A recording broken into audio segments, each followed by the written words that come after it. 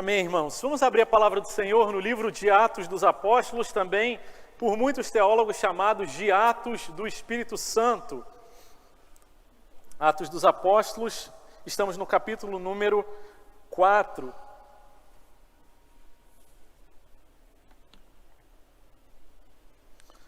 Vamos ler hoje a partir do versículo número 32.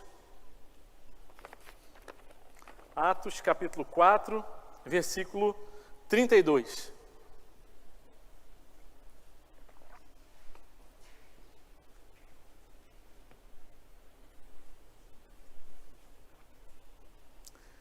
Amém? A palavra do Senhor nos diz assim: da multidão dos que creram, era um o coração e a alma. Ninguém considerava exclusivamente sua nenhuma das coisas que possuía. Tudo, porém, lhes era comum.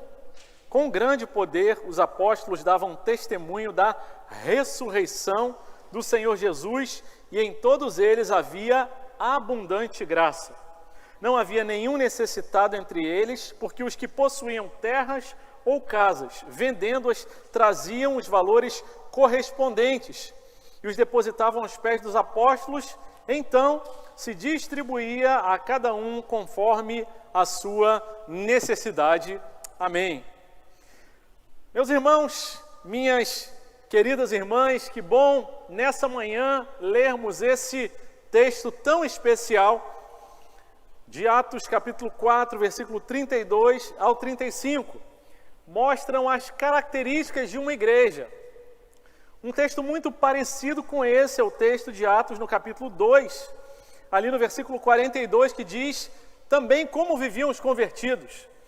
Reparem, toda vez que a Bíblia repete alguma coisa, é porque aquela coisa que está sendo repetida é relevante e merece especial atenção. As características da igreja, elas são apresentadas no capítulo 2 e são repetidas de forma organizada também no capítulo 4. E entre uma coisa e outra, entre o capítulo 2 e o capítulo 4, nós tivemos a oportunidade de ouvir a exposição e ler o relato da cura de um coxo, que gerou um burburinho, quando Pedro e João estavam indo ao templo. E esse burburinho, as pessoas afluindo ali, vendo aquele homem que era um coxo de nascença e tinha 40 anos de idade, ele foi curado, e o apóstolo Pedro, ele então passa a pregar a palavra de Deus e a falar sobre a ressurreição, ressurreição de Jesus. Eles então são, por conta da pregação e não por causa da cura, eles são presos. E ali eles ficam presos uma noite, a primeira prisão registrada. E ali eles, tendo sido presos, são recolhidos ao cárcere, e apenas na manhã seguinte, eles são libertos e levados diante das autoridades religiosas, que os ameaçam e falam: não preguem mais. Ele diz: não podemos deixar de falar das coisas que temos visto e ouvido. Em outras palavras, não podemos deixar de testemunhar a respeito da ressurreição de Jesus.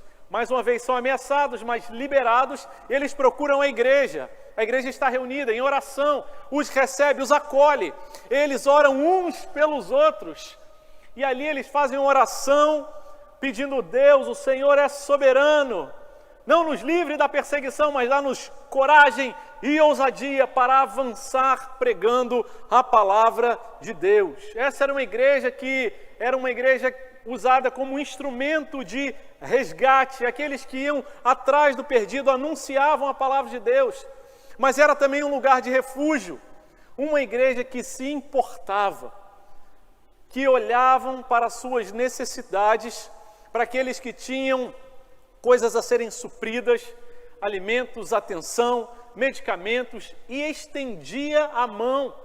Não havia nenhum necessitado. O texto que nós lemos, ele vai trazer várias locuções que vão mostrar para a gente ideias de absoluto. Tudo, nada, nenhum, todos. Marca esse texto daqui. Ele diz: ninguém considerava exclusivamente sua nenhuma das coisas. Depois ele diz, não havia nenhum necessitado. Todos os que possuíam terra vendiam e distribuíam. Então essa marca de locuções absolutas mostram características de uma igreja que se importava. Essa igreja não é uma igreja perfeita. Não é uma igreja para a gente dizer, olha, essa igreja que precisa ser copiada em tudo. Não. Nós podemos e devemos aprender com muitas coisas nessa igreja que é um modelo. Logo na próxima página, nós vamos ver problemas começando a acontecer. Ali no capítulo 5 é relatado Ananias e Safira, aqueles que disseram que trouxeram todos os seus recursos, mas mentiram para o Espírito Santo. Depois no capítulo 6 nós vamos ver uma murmuração. Não era uma igreja perfeita, mas é um modelo de igreja no qual nós podemos olhar e falar, louvado seja o nome do Senhor. A nossa igreja também não é perfeita, mas pela ação do Espírito Santo, nós queremos buscar o alvo da perfeição, que é Cristo Jesus. E ao olharmos para as coisas boas que Deus instituiu e realizou nessa igreja, nosso coração precisa ser desafiado, encorajado, tirado da zona de conforto, para olhar para essa igreja e pensar a respeito das características de uma igreja que se importa. As características de uma igreja que se importa. Primeira característica que eu quero destacar nessa manhã está no versículo 32, diz assim a palavra de Deus: da multidão dos que creram, era um o coração e a alma, ninguém considerava exclusivamente sua, nenhuma das coisas que possuía, tudo porém lhes era comum. Primeira característica da igreja que se importa é uma igreja que crê, que tem fé. E por causa da fé eles tinham unidade e viviam esse sentimento de compartilhamento. Da multidão dos que creram, assim é identificada a igreja. No versículo 4 do capítulo 4, a igreja é referida como aqueles que creram. Porém, muitos dos que ouviram a palavra creram, subindo o número desses a quase 5.000. Mas aqui o número nem mais é citado, diz-se a multidão. E dentro da grande multidão, da variedade de pessoas, de idades, da variedade de origens, de línguas até faladas, havia uma coisa que dava a eles unidade, e o que dava unidade para eles era a fé. Da multidão dos que creram. Eles não eram uma multidão homogênea, todo mundo igual. Eles eram heterogêneos, coisas diferentes, origens diferentes, mas havia alguma coisa maior e acima de todos eles, que era a fé deles. Assim como nós, ao olhar rapidamente, vemos gente de origens, idades, níveis sociais, econômicos, a educação, cultura diferente, mas há uma coisa que nos traz juntos aos pés do nosso Salvador, o presente, o dom que Deus nos deu, a nossa fé. Aquilo que baliza e dá para cada um de nós a orientação para tomar as nossas decisões diariamente. Se você acordou e decidiu vir para a igreja hoje, foi pela graça de Deus, porque você crê que faz sentido essa experiência, ainda que você tenha sido trazido hoje de forma compulsiva, seus pais falaram, você entendeu, bem, eu preciso obedecer aos meus pais, ainda que seja por interesse, mas há uma fé relacionada nisso daí. A fé é o centro da nossa vida. Aquilo que nós, muito mais do que dizemos acreditar, mas aquilo que a gente faz, as nossas atitudes, elas são dirigidas pela nossa fé. E diz a palavra do Senhor que da multidão dos que tinham fé em Jesus, eles tinham apenas um coração e uma alma. Essa é uma forma da linguagem hebraica ali de falar sobre eles tinham o mesmo pensamento, o mesmo sentimento, eles estavam de tal forma unidos no coração dele. Quando nós ouvimos o Senhor Jesus resumir a lei, ele fala: ame o Senhor de todo o teu coração, de toda a tua alma, de toda a tua mente, ou seja, com seus pensamentos, com as suas ideias, com as suas emoções, com seus afetos. A fé deles os fazia os tornava um. Eles tinham diferenças, eles tinham partidos que eles votavam diferentes, mas eles tinham alguma coisa que dava a eles a unidade e os fazia ter uma mente, um coração, um só pensamento. É a fé que os dirigia. E meus irmãos, que alegria quando a gente pode estar junto com os nossos irmãos e em comunhão viver essa experiência de ter um só coração. De poder chegar para pessoas diferentes e falar, você é meu irmão, você é minha irmã. E o que nos une é a nossa fé no Senhor Jesus, louvado seja o nome do Senhor. Essa é a obra do Espírito Santo de Deus. E diz que o resultado disso era que ninguém considerava exclusivamente sua nenhuma das coisas que possuía. Tudo, porém, lhes era comum. Não significa dizer que as pessoas não possuíam coisas. Eles possuíam, tinham propriedades das coisas. Eles eram donos de casas, de terrenos, talvez de animais, de ouro, de moedas, mas eles não tinham o pensamento de que aquela coisa que ele possuía era exclusivamente dele, mas era compartilhado. Era dele, mas era do irmão, era daquele que precisava, daquele que viesse a ter necessidade. A expressão, a minha casa é a sua casa, não era da boca para fora, mas era uma verdade, é o que diz a palavra de Deus. Ninguém considerava exclusivamente, não, isso aqui é só meu, ninguém mexe, ninguém toca, ninguém olhe para cá porque isso aqui ninguém vai usar, não. O sentimento, o coração, a mente deles dizia, o que eu tenho é meu também. Aleluia, louvado seja o nome do Senhor.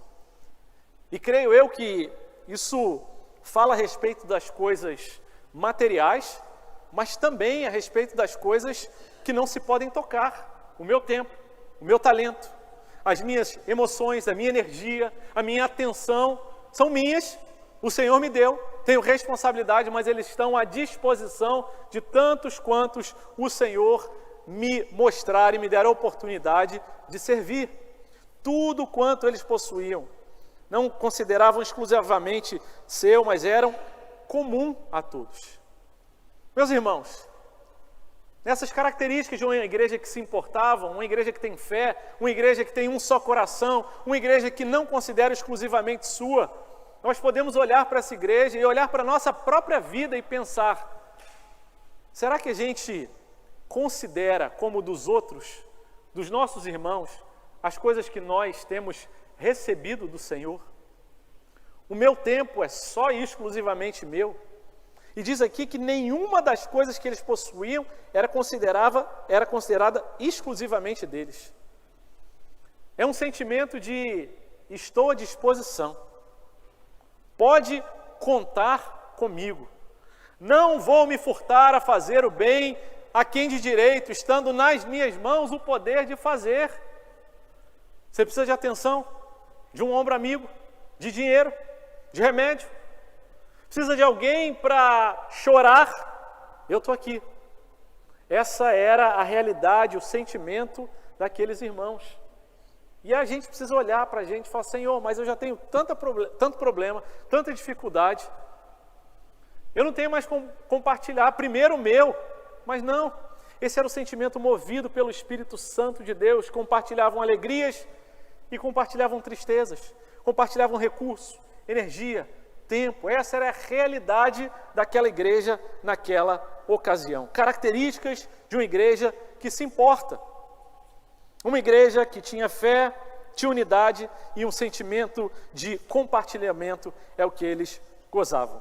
Versículo 33, a palavra de Deus nos diz, com grande poder os apóstolos davam testemunho da ressurreição do Senhor Jesus e em todos eles havia abundante graça. Segundo ponto, segunda característica de uma igreja que se importa, é uma igreja onde há poderoso testemunho a respeito da ressurreição de Jesus. Isso enchia o povo de graça, de favor, de alegria, de bom ânimo para compartilhar a vida. Meus irmãos, os apóstolos anunciavam a ressurreição, testemunhavam a respeito da ressurreição com grande poder.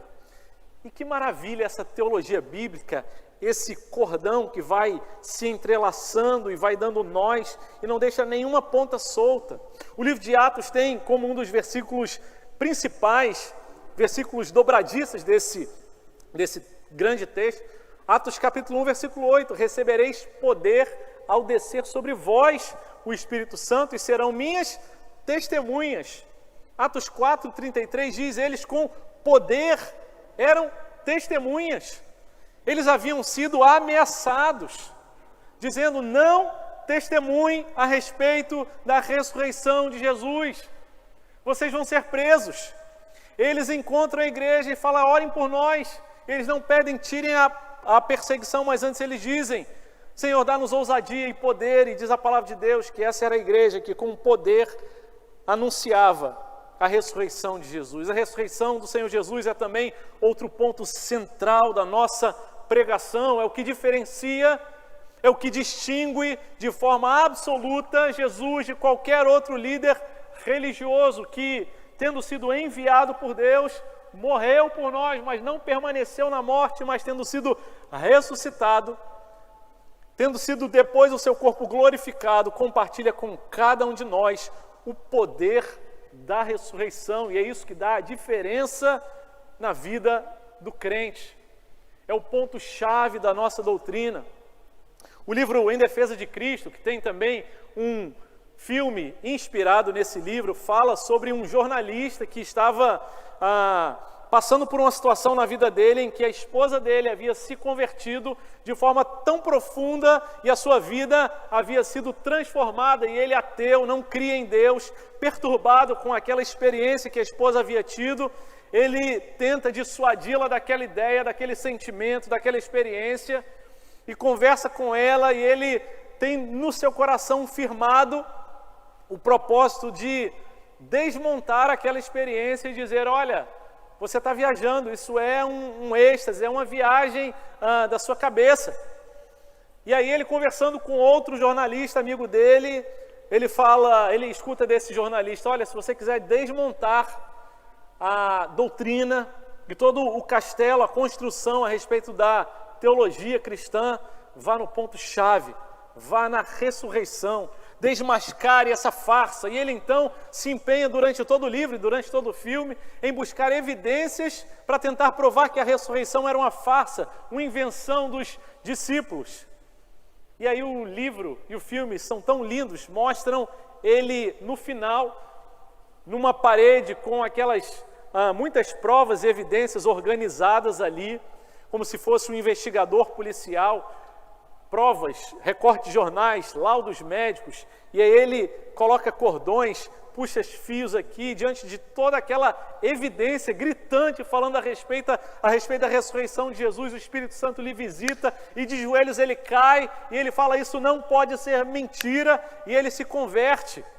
E nós só nos convertemos, só encontramos ao Senhor quando o poder da ressurreição, ele age na nossa vida e nos tira de uma vida de morte espiritual para uma outra situação de vida espiritual. O poder da ressurreição, esse era testemunhado, aquele que estava morto, aquele que 3 dias passou no sepulcro, agora ele vive e ele permanece vivo. Ele não está morto, e nesta manhã ele está aqui para ressuscitar a minha e a sua vida nas áreas onde ainda há morte, onde ainda o pecado influencia. E com poder eles anunciavam, apesar das ameaças, com ousadia, eles testemunhavam a respeito da ressurreição. E por conta disso, o povo experimentava de abundante graça. Não significa dizer que não tinham problemas, que não tinham dificuldade, mas o olhar deles, a forma como eles encaravam a realidade, as circunstâncias, era uma forma cheia da graça de Deus que nos visita. O povo desfrutar de testemunhar, gente que fala, minha estou, e que me tem dado. Mas quando você se sente humilhado e você começa a morrer para você mesmo, aleluia, é aí que o poder da ressurreição começa a se manifestar na sua vida. A gente para de ter pena da gente mesmo, a gente para de ser melindroso com as críticas, a gente para de ter medo quando as pessoas nos tratam de uma forma ruim, porque a gente tem certeza que ainda que o meu corpo mortal, orgânico, físico, ele seja levado à sepultura, no último dia estarei com o autor da vida, e não há nada mais a temer. Essa é a abundante e maravilhosa graça de Deus em nossas vidas. E essa é a característica dessa igreja, uma igreja que desfrutava de abundante graça, porque tinha certeza, porque testemunhava, porque não falava daquilo que tinha escutado, mas falava daquilo que ela vivia. Ser testemunha é dizer, olha, eu sei do que eu estou falando, não é porque me contaram de segunda mão, Jesus tem operado na minha vida. E se a tua experiência cristã ainda tem sido de segunda mão, porque te disseram, porque você está acostumado, porque a sua cultura familiar tem te conduzido para isso, eu quero nessa manhã te convidar a se render aos pés do Senhor e falar, Senhor, eu quero experimentar, eu quero ser testemunha, eu quero desfrutar desse poder na minha vida. Não mais a fé dos meus pais, dos meus amigos, mas o testemunho a respeito daquilo que eu tenho vivido. Aleluia! Tem dias difíceis, meus irmãos. Tem semanas, meses, que parece que está tudo escuro, que não tem esperança. Mas o Espírito Santo traz para a gente o poder da ressurreição e nos lembra que nós fomos criados com propósito, para a glória de Deus. Aleluia. Segue a palavra do Senhor dizendo no versículo número 34, não havia nenhum necessitado entre eles, porque os que possuíam terras ou casas, vendendo-as, traziam os valores correspondentes. Terceira característica de uma igreja que se importava, era uma igreja onde havia pleno suprimento das necessidades. Não havia nenhum necessitado. Procurava-se entre os cristãos, olhava-se no meio daquela comunidade, não se encontrava nenhum necessitado.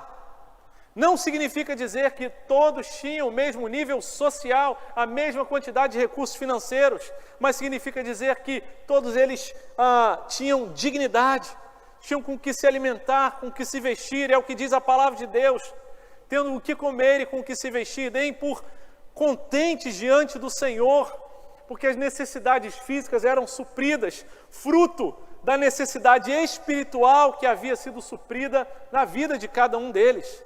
Não havia nenhum necessitado, porque eles tinham um coração, uma só mente, e eles conheciam uns aos outros, poderiam detectar, conhecer, saber quem estava necessitado. Não havia que ninguém escondido no meio, que estivesse com fome ou passando por alguma necessidade que não pudesse ser suprida. Não havia nenhum necessitado entre eles. Por quê? Porque os que possuíam terras ou casas, vendendo-as, traziam seus valores correspondentes. Não significa dizer que eles vendiam todas as coisas, mas eles entendiam, eu não preciso de tanta coisa para viver. Eu posso viver de uma forma simples, esse é o convite da palavra do Senhor, a simplicidade, a modéstia, a moderação, e a ter o nosso contentamento não naquilo que nós possuímos, mas naquele que nos possui, o Senhor Jesus.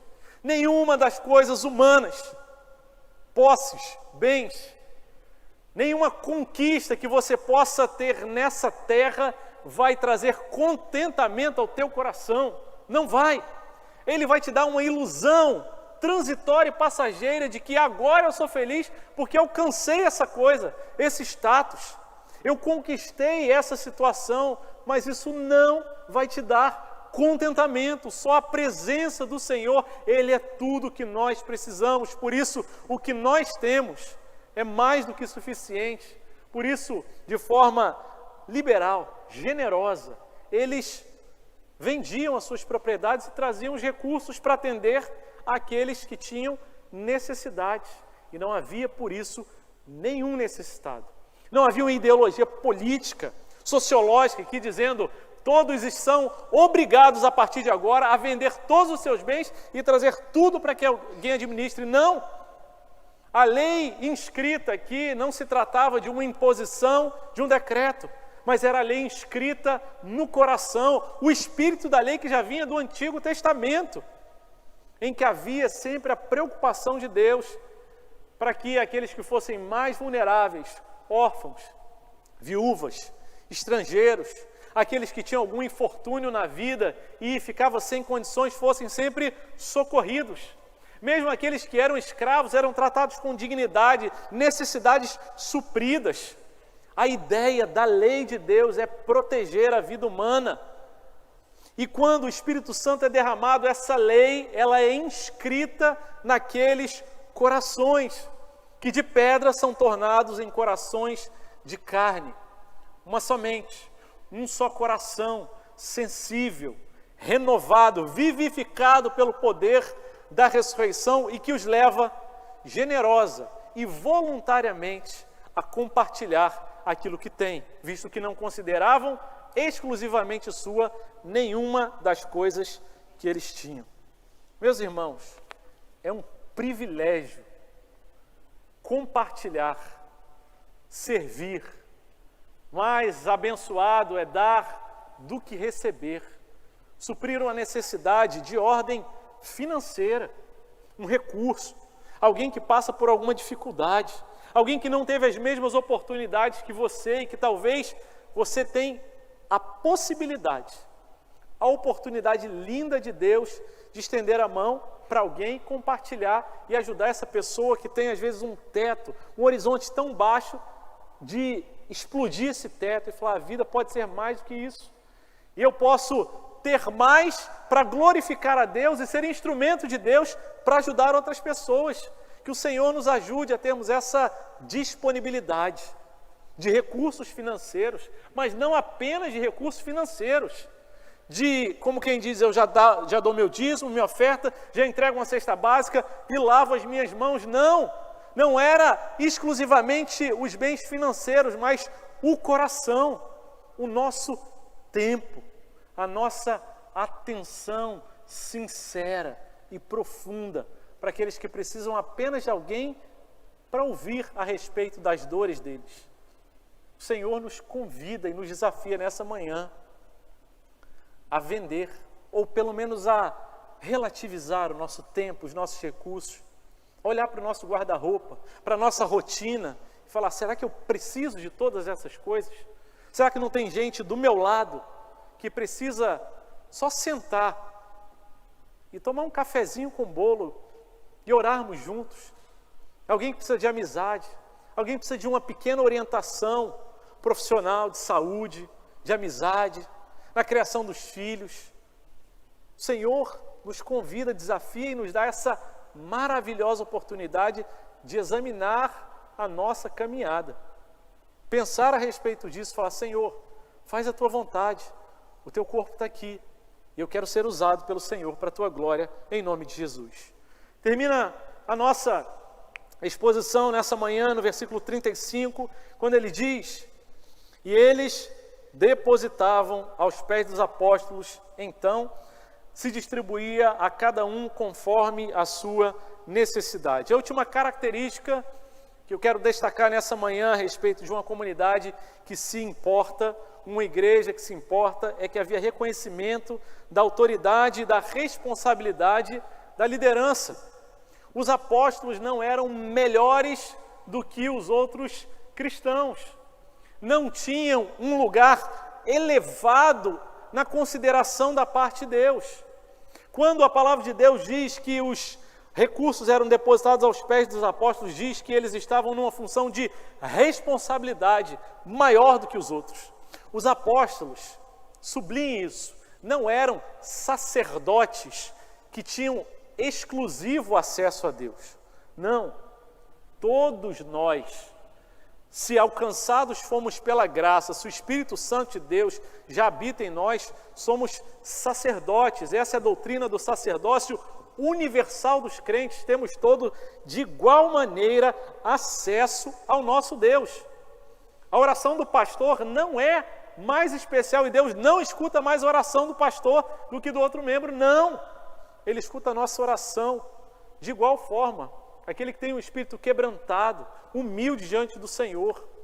Mas para as lideranças é dada uma responsabilidade de liderar, administrar, coordenar. E aos membros, aqueles que caminhavam ali junto, que traziam, reconhecendo essa autoridade, é dada a responsabilidade de reconhecer e orar por eles e falar: Senhor, nós precisamos sustentar. Os apóstolos eram aqueles que foram mais atacados, mais atingidos, aqueles que estavam mais em evidência, em que as autoridades humanas e os poderes espirituais mais tentavam atingir. Mas havia um povo que orava por eles e com eles. Nós acabamos de ver isso na última exposição. Diz a palavra de Deus que as autoridades superiores, elas são procedentes de Deus. E diz Hebreus 13, obedeçam aos seus líderes e sejam submissos, caminhem junto com eles, porque eles zelam pela alma de vocês como quem deve prestar contas. Meus irmãos, tem uma coisa que de tempos em tempos Deus tem me dado a alegria e o privilégio de fazer, que é imprimir e reimprimir a lista de membros, de frequentantes, dos irmãos da igreja. E quando eu pego aquela lista na minha mão, queima a minha mão e enche de lágrimas meus olhos, falo: Senhor, que grande responsabilidade eu tenho de zelar, de pregar a Tua palavra, de orar por esses irmãos, de manter o foco e não me distrair com as outras muitas demandas. Senhor, dá-me graça para honrar a responsabilidade que o Senhor tem me dado. E assim, naquela caminhada daquela igreja, nós vemos o Senhor se expressando, uma igreja que se importava também com seus líderes. Louvado seja o nome do Senhor. É tão bom quando a gente está no momento de oração, e eu pedi para o pastor MV orar hoje, e ficar ali e falar: a igreja orou por mim, abençoou tanto o coração. Louvado seja o nome do Senhor. A nossa oração é que cada um, ao olhar para a liderança, veja em nós, pastores, presbíteros, líderes de ministério, liderança na sua casa, olhe e veja servos, gente que não aponta para eles mesmos, não, gente que aponta para o Senhor. Convém que Ele cresça, que cada um de nós diminuamos. Cada um de nós tem também uma responsabilidade de liderança no seu contexto. Cada um de nós também tem líderes sobre a gente, pessoas mais velhas, mais experientes, chefes em algum serviço, e nós, como crentes, precisamos reconhecer essas autoridades colocadas por Deus e orar por elas. Que o Senhor nos convida a, com temor e tremor, falar: Senhor, nós precisamos de Ti. Nós queremos ser uma igreja que se importa, que se incomoda. Uma igreja de servos, não de consumidores, de gente que vem, consome, tem uma experiência gostosa e vai embora e eu não estou nem aí. Não! Esse barco é meu, eu estou dentro dele, eu me importo com as necessidades. Os meus recursos não são exclusivamente seus. O poder da ressurreição age na minha vida e na vida de cada um. E assim, meus irmãos, eu tenho certeza, convicção no meu coração, que a igreja do Senhor segue caminhando e avançando para a glória de Deus. Gente comprometida que fala: conta comigo, você não está sozinho. Conta comigo, eu estou à disposição. Tudo que eu tenho está disposto, disponível para ser usado para a glória de Deus na sua vida, em nome de Jesus.